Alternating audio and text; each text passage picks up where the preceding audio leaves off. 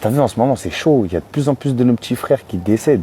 Même nos grands, ils sont impliqués, juste pour des histoires futiles en plus. En plus, on dirait que ça sert jamais de leçon aux gens. Il faut aller au cimetière, il faut voir de nos propres yeux qu'est-ce que c'est d'enterrer quelqu'un. Quand tu vois là, une maman, elle enterre son fils, c'est là où tu te rends compte de la dinguerie. La plupart du temps, c'est les mêmes histoires. Des trucs même pas importants. Des histoires de drogue, des histoires d'argent. Ça se tue à cause de ça. Ça fait des années que ça dure. Mais après, c'est nos familles qui sont impactées. Hein. Des mamans qui sont en pleurs et qui enterrent leurs enfants. C'est vrai, hein. On dirait qu'il y en a, ils se rendent pas compte de ça. C'est grave.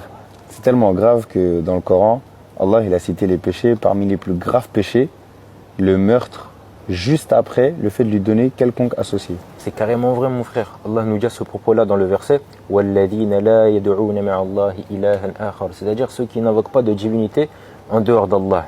وَلَا يَقْتُلُونَ النَّفْسَ الَّتِي حَرَّمَ اللَّهُ إِلَّا بِالْحَقِّ, et qui n'enlèvent pas la vie, donc l'âme qu'Allah a rendue sacrée, sauf à bon droit. وَلَا يَزْنُونَ, qui ne commettent pas la fornication.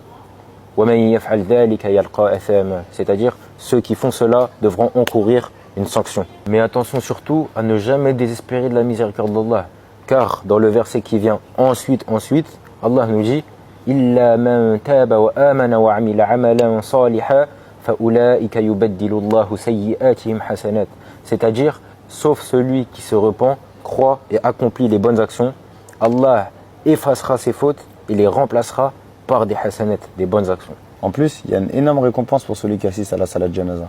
Le prophète sallallahu alayhi wa sallam, il a dit dans un hadith que celui qui assiste à une salat janaza, il a la récompense de un khirat.